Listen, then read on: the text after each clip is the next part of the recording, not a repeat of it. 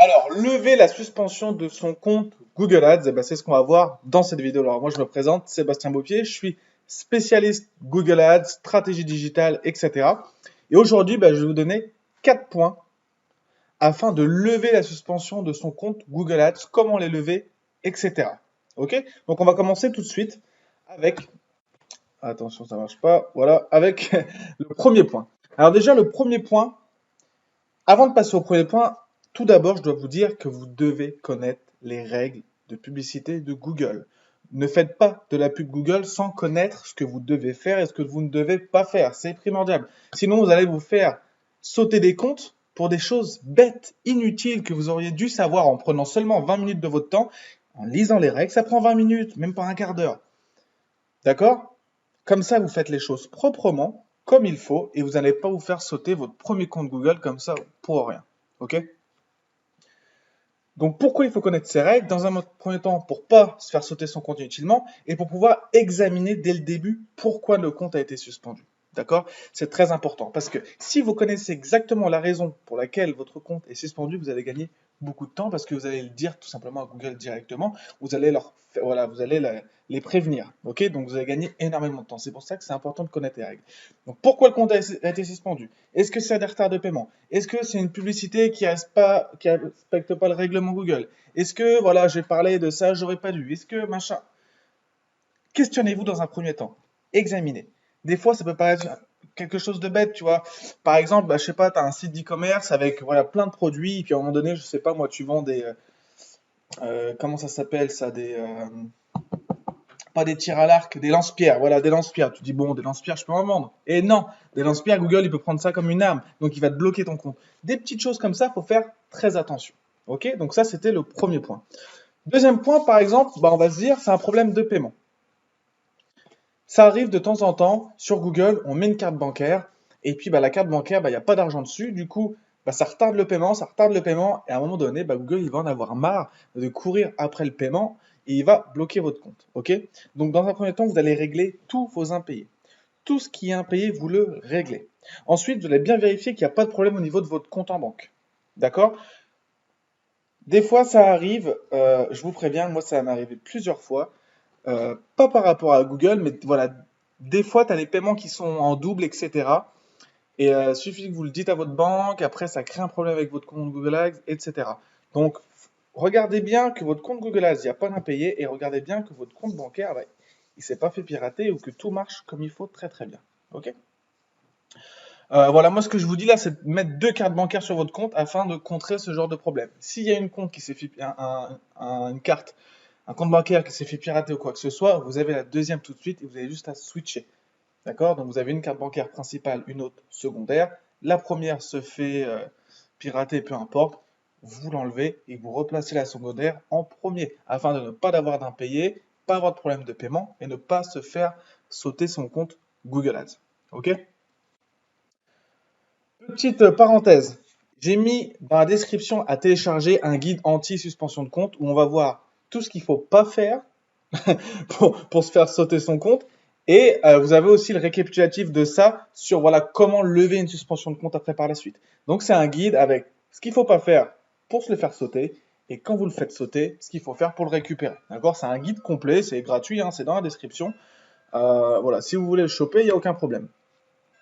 Ensuite, troisième point, une pub peut-être qui n'est pas conforme. Alors vous allez sur votre ads dans la colonne statut, à côté de refuser, il y a une bulle de dialogue blanche qui apparaît. Ok? Vous cliquez sur l'une des raisons pour en savoir plus sur les règles relatives aux publicités et vous modifiez votre publicité. Google, il nous aide beaucoup quand même Google, parce que quand il y a un problème au niveau de la publicité en elle-même, il vous dit ce qui ne va pas. D'accord? Vous voyez ce qui ne va pas, vous le réglez. Si au préalable vous connaissez les règles, ça ne va jamais vous arriver, mais bon, on ne sait jamais, ça peut arriver, un oubli, vous ne faites pas gaffe. Google vous le dit, dès que vous le voyez, vous ne laissez pas ça comme ça pendant 2-3 semaines.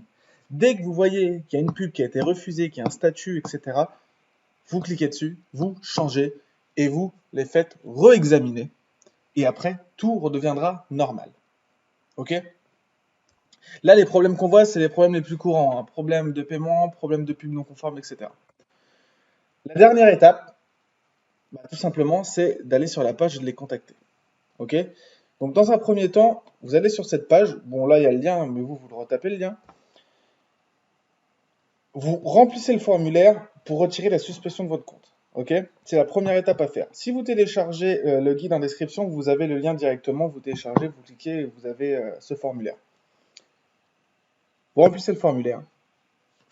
Vous mettez le plus d'informations possible.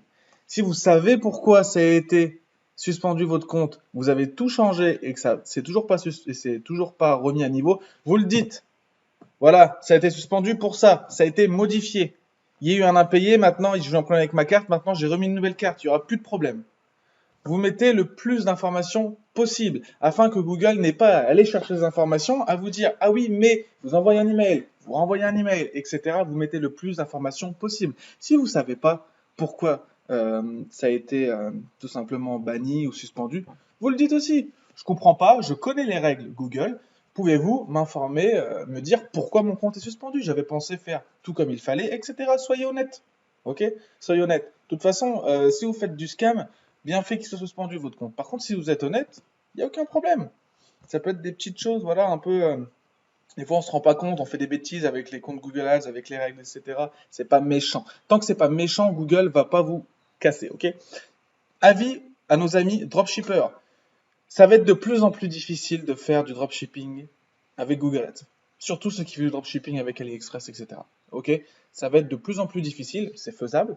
Par contre, si vous y allez comme des porcs, n'importe comment, vous allez vous faire bloquer votre compte tout de suite. J'ai fait une autre vidéo par rapport à ça, pour pas se faire bloquer son compte Merchant Center quand on fait du dropshipping. Si ça vous intéresse, vous allez sur ma chaîne YouTube, vous tapez, vous allez dans la playlist Google et vous allez voir ce qu'il faut pas faire pour ne pas se faire, ce qu'il faut éviter de faire pour se faire bloquer son compte Merchant Center quand on fait du drop. Ok? Voilà un peu pour les 4 étapes afin de lever la suspension de votre compte.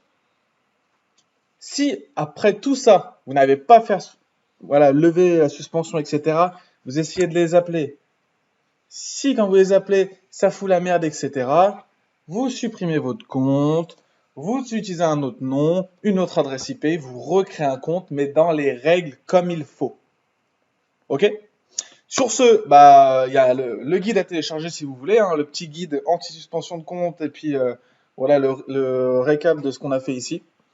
Si vous avez la moindre question là-dessus, n'hésitez pas à lâcher un commentaire, j'y répondrai avec plaisir. Mettez un j'aime si ça vous a plu pour voilà, aider cette vidéo à se référencer et puis aider des personnes qui sont peut-être dans le même cas que vous. Sur ce, je vous souhaite une bonne journée, une bonne soirée. On se dit à plus, ciao.